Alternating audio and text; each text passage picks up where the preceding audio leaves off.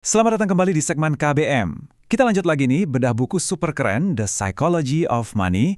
Nah, kalau di bab sebelumnya kita udah sepakat ya, kalau jadi kaya itu bukan soal pinter-pinteran, tapi soal kelakuan.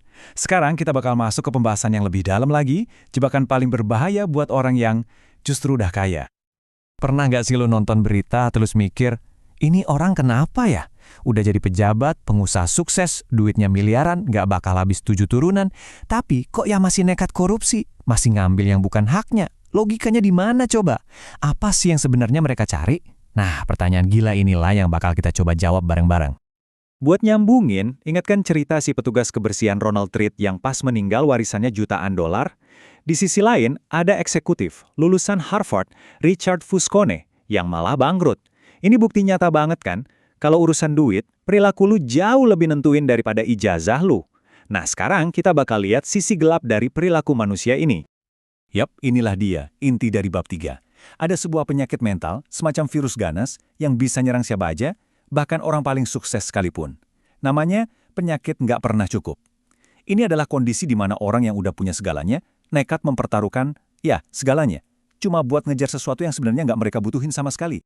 Biar kebayang, kita ambil contoh nyata deh, namanya Rajat Gupta. Orang ini tuh definisi sukses. Dari anak yatim, piatu, dia bisa jadi CEO McKinsey, salah satu firma konsultan paling top di dunia. Dia juga jadi direktur di perusahaan raksasa kayak Goldman Sachs. Kekayaannya waktu itu udah lebih dari 100 juta dolar. Gila kan? Coba deh lu pikirin, kurang apa lagi hidupnya?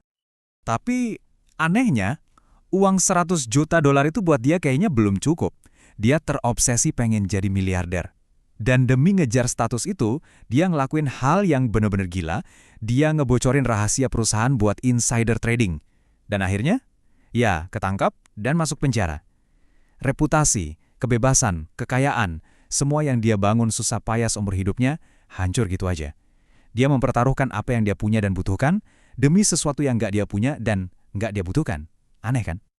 So, apa sih biang kerok dari semua ini? Ini bukan cuma soal serakah loh. Akarnya tuh lebih dalam dan jauh lebih beracun. Namanya jebakan perbandingan sosial. Yap, kebiasaan kita buat terus-terusan ngeliatin pencapaian orang lain, ngeliatin rumput tetangga. Dan ini adalah sebuah permainan yang mustahil bisa lu menangkan. Coba deh bayangin tangga ini. Ada pemain baseball pemula, gajinya $500,000 setahun. Wah, udah tajir melintir kan?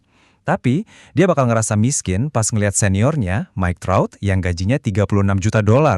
Terus si Trout, apa dia merasa paling kaya? Nggak juga. Pas dia nongkrong sama manajer investasi yang gajinya ratusan juta dolar, dia juga ngerasa biasa aja. Nggak akan ada ujungnya. Selalu ada ikan yang lebih besar di lautan. Nah, media sosial itu kayak nyiram bensin ke api ini. Lu lihat temen lu liburan ke Eropa, tiba-tiba liburan lu ke puncak jadi nggak asik. Lu lihat tetangga beli mobil baru, tiba-tiba mobil lu di garasi kelihatan jelek banget.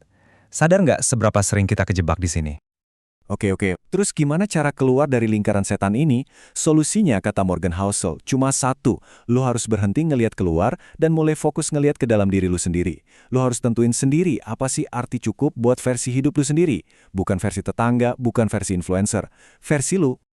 Nah, gimana caranya? Ada 3 kunci penting nih. Pertama, dan ini yang paling susah, berhenti geser-geser tiang gawang. Kalau lu udah capek target finansial, ya nikmatin dong, rayain. Jangan malah langsung bikin target baru yang lebih tinggi lagi. Kedua, sadari siapa musuh lu sebenarnya. Bukan orang lain, tapi rasa iri di dalam diri lu sendiri. Ketiga, ingat baik-baik, bilang cukup itu bukan berarti lu nyerah atau nggak ambisius. Justru kata cukup itu adalah benteng pertahanan terkuat lu biar nggak jatuh ke jurang penyesalan. Jadi, kalau mau ditarik satu kesimpulan utama dari bab ini, ya ini dia.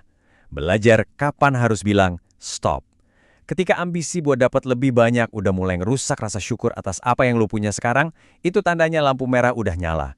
Injek remnya kenceng-kenceng sebelum lu nabrak tembok penyesalan. Karena pada akhirnya, kebahagiaan finansial itu bukan soal seberapa gede pendapatan lo, tapi seberapa kecil ego lo. Simpelnya ya kayak yang tertulis di sini, kebahagiaan itu datang pas ego lo lebih rendah dari pemasukan lo. Semakin lo bisa ngeredam hasrat buat pamer, buat nyaingin orang lain, semakin luas ruang buat lo ngerasa bahagia dan cukup. Dan itulah kekayaan yang sesungguhnya, kebebasan dari rasa nggak pernah cukup.